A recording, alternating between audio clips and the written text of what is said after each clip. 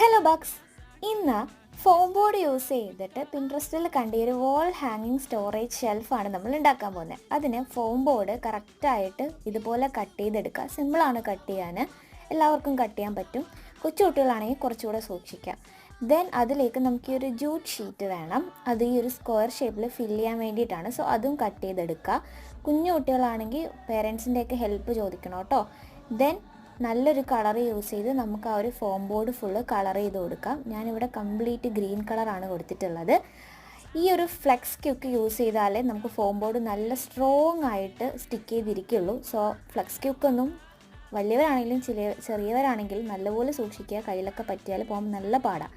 So നമ്മുടെ simple വാൾ ഹാങ്ങിങ് storage shelf റെഡിയാണ്.